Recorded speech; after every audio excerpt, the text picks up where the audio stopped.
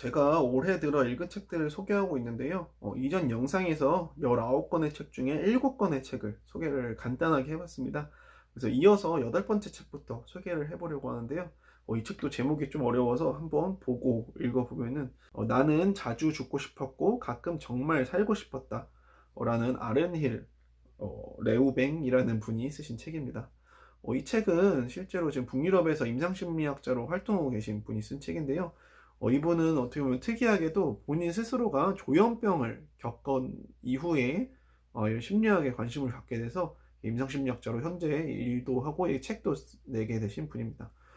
이 책은 올해 나왔던 책은 아닌데 이제 예전에 나왔던 책을 올해 한국에 정식 출판을 했던 책이고요. 이 책에는 좀 특이하게 저희가 보통은 환자분들이 자신의 경험을 쓴 책이나 아니면 치료자 입장으로서 특정 장애를 다루는 책들은 많이 보게 되지만 이렇게 환자임의 동시에 치료자인 사람이 쓴 책은 꽤 드문 편인 걸로 알고 있어요.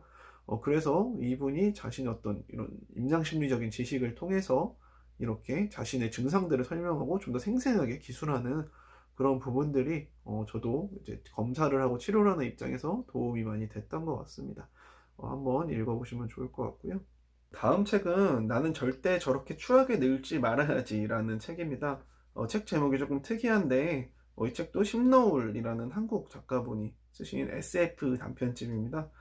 제가 SF를 그렇게 썩 좋아하진 않는데 올해 들어서 이제 SF 책을 2권이나 읽게 됐는데요. 그죠. 앞에 김초혁 작가님의 책도 재밌었지만 그냥 단순히 그냥 재미만 따졌을 때는 이 책이 정말 저는 좀 재밌고 웃기게 읽었던 것 같습니다. 되게 저는 이렇게 블랙 코미디처럼 사회를 조금 우스꽝스럽게 풍자하고 비판하는 책들을 좋아하는데 이 책도 그런 내용이었고요. 이 책도 아까 그 단편집과 마찬가지로 이 동명의 단편인 나는 저렇게 추하게 늙지 말아야지라는 단편을 제일 재밌게 읽었던 것 같아요. 그 내용도 잠깐 간단하게 설명을 하면 이제 어떻게 보면 지금 저희 세대 딱 제 나이 또래인 것 같아요. 한 90년대생인 사람이 이제 다 늙어서 70대가 됐을 때 상황을 얘기를 하고 있는데 그때는 이제 저희가 지금 쓰고 있는 에어팟 같은 것들이 상당히 고대 유물처럼 여겨지고 이제 그때 향수를 일으킨과 동시에 보청기 기능까지 탑재되어 있어서 이제 저희 나이 또래 그때 사람들이 쓰기 좋은 그런 레트로 아이템처럼 나와 있고 이게 아무래도 이런 신문물들을 접하게 되면서 요즘 어르신들이 저희 스마트폰 같은 거 잘 못 다루시잖아요. 그런 것처럼 이제 미래에는 뭔가 음성 인식 위주로 이렇게 기계들이 작동하고 이런 것들이 저희가 적응하지 못하면서 일어나는 해프닝들을 다루고 있는데 결말이 참 씁쓸하면서도 저희에게 뭔가 이런 교훈을 주는 내용들이 있어서 읽어보시면 좋을 것 같고요. 다른 그 속해 있는 단편들도 참 재밌게 봤던 것 같습니다. 그리고 다음은 삐삐 언니는 조울의 강을 건넜어 라는 책인데요. 이 책도 아까 그 조현병 환자이자 치료자분이 쓰신 책하고 어떻게 보면 비슷한데 이 책은 뭐 치료자인 분은 아니지만 어떤 기자로 활동하는 분이 자신이 양극성 장애를 앓게 되면서 겪게 된 그런 일들을 여러 가지를 기술하고 있습니다. 특히 이제 정신병동에 입원하는 그런 내용들이 다루고 있어가지고 다들 좀 재밌게 보실 수 있을 것 같은데 저것도 사실은 이렇게 병동이 실제로 정신병동에 올라가는 경우가 있지만 환자로 입원해서 그 생활을 해본 적 없기 때문에 이런 책들을 통해서 이렇게 병동에서 입원을 하면 이런 생활을 하게 되는구나, 그리고 좀 이런 어떤 고충들이 있구나, 그런 것들을 좀 배울 수 있었고요.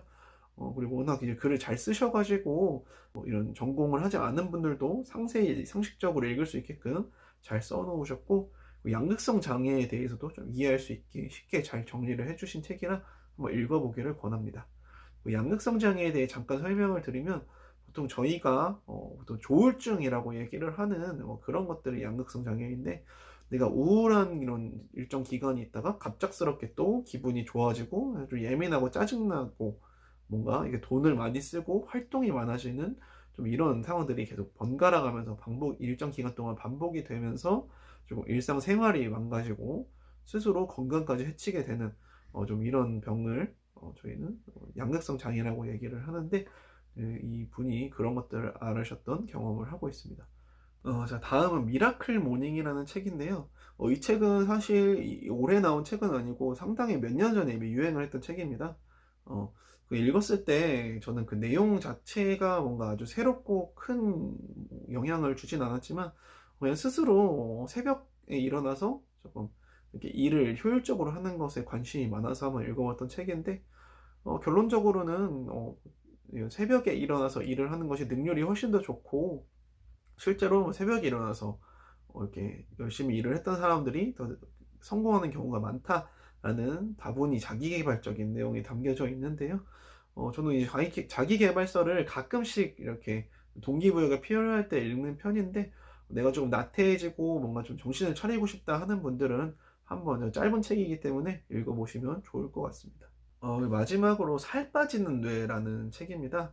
이제 일본의 정신과 의사 선생님이 쓰신 책인데, 저도 이제 보시다시피 약간 통통한 편이어서 이렇게 살을 빼는 데 관심이 많아요. 그래서 이 책은 이제 마인드풀니스라는 어떤 심리학적인 치료 기법을 통해서 우리가 조금 더 음식에 집착하지 않고 건강한 식생활을 할 수 있게끔 도움을 주는 그런 내용이 담겨 있습니다. 이제 그런 내용을 이렇게 지식을 나열하는 게 아니라 이렇게 어떤 하나의 소설적인 이야기를 통해서 이제 재미있게 풀어나가고, 각 챕터별로 실제로 뭔가 이런 것과 관련된 어떤 명상을 한다든지 혹은 뭐 워크시트를 작성한다든지 그런 것들이 이제 자세히 나와 있어서 실제로 제가 적용해 볼 수 있도록 하는 데 도움이 많이 되더라고요.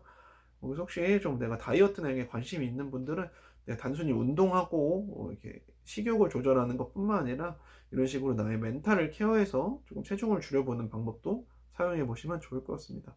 저도 처음에는 조금 도움을 받았는데 지금 보시다시피 다시 돌아온 상태인데, 다시 저도 살을 좀 빼봐야 될 것 같습니다. 네, 이렇게 5개의 책을 또 소개를 해봤는데요. 또 이렇게 말을 하다 보니까 시간이 많이 갔네요. 이제 마지막으로 남은 몇 권의 책들은 또 다음 영상에서 소개를 해보도록 하겠습니다. 네, 그러면 다음에 또 뵙겠습니다.